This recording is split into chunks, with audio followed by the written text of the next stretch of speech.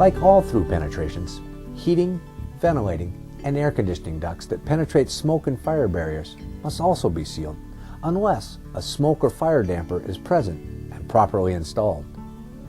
In this case, additional sealing is unnecessary. But where a damper is not present, the duct penetration must be sealed with fire stop or smoke sealing materials.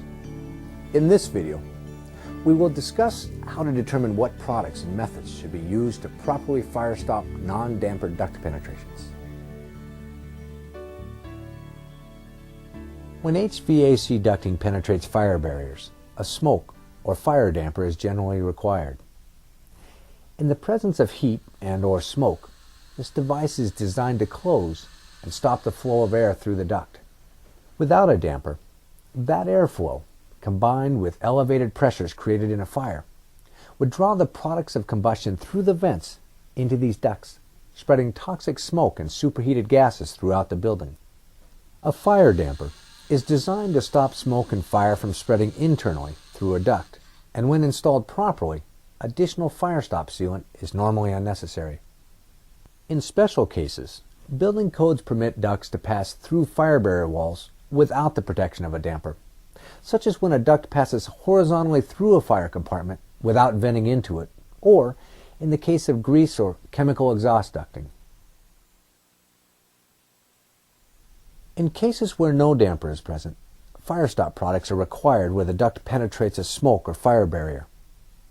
As with any other through penetration, it is as important to observe all parameters of the UL system when sealing duct penetrations. Packing material, such as backer rod or mineral wool, is sometimes required and often helpful in permitting the fire stop sealant to span large annular spaces. The sealant itself must be installed to the proper depth and tooled. Depending on the type of duct being installed, a UL system may require more than just sealant and packing material to complete the fire stop process. The reason for this is because, unlike plastic pipe, which melts and burns away gradually in a fire, or metallic pipe, which keeps its shape even at high temperatures, the flat spans of rectangular duct deflect quite rapidly at a certain temperature. This creates an immediate gap that even intumescent sealants that expand when heated, cannot overcome quickly enough, creating a breach in the fire barrier. Therefore, flat spans must be braced to prevent this deflection. On square and rectangular ducts, this means that reinforcing steel angles of a specific gauge must be anchored on all four sides of the duct to prevent this deflection. This bracing is required on both sides of the wall. While attaching reinforcing steel angles is a critical step in preventing deflection, it is also important that the angles are anchored only to the duct and not to the wall. Fastening the angles to a fire barrier would anchor the duct to a wall and would restrict its ability to move freely through the opening during expansion and contraction cycles. This would also disregard prescribed industry guidelines. Since round and spiral duct have no flat sides and cannot deflect, reinforcing angles are unnecessary.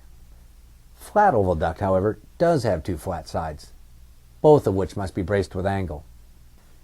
When the duct is externally insulated, the combustible fiberglass blanket itself must also be considered. In this case, a layer of intumescent wrap strip may be required and must first be inserted into the annular space and held firmly in place with 2 layers of foil tape. Next, a bead of intumescent sealant is installed to finish sealing the opening.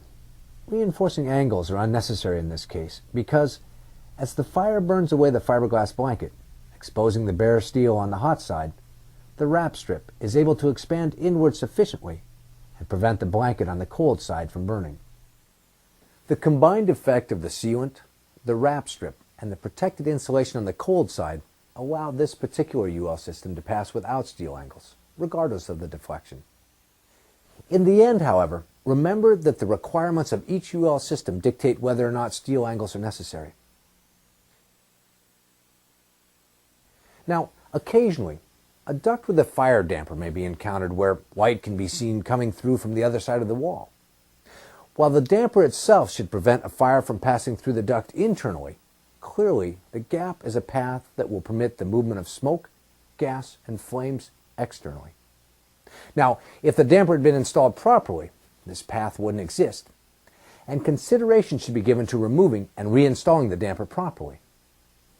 Where this is impossible, or when an authority having jurisdiction requests it, it may make sense to create a smoke stop in this gap, provided that the following conditions are observed. First, written authorization from the damper manufacturer is needed, permitting an external smoke seal to be installed around their damper. This is to ensure that the damper warranty is not voided. Second, the external seal must be made with a non-intumescent fire stop sealant. In a fire, the intumescent sealant will expand with heat and may deflect the light gauge steel inwards, preventing the damper from closing properly and further jeopardizing the compartmentation. Third, because ducts expand and contract, the sealant should be highly flexible, such as fire stop silicone or a smoke barrier sealant. Finally, since there is no third-party testing, this option should only be considered when requested and accepted by an authority having jurisdiction. Your first choice should be to remove the damper and reinstall it properly. Properly sealing duct penetrations is not difficult, but does require some effort to research the proper installation requirements. One useful tip to help speed the time needed to do this work is to standardize around certain UL systems. This way, you can memorize the specifics and avoid researching each and every opening that you encounter.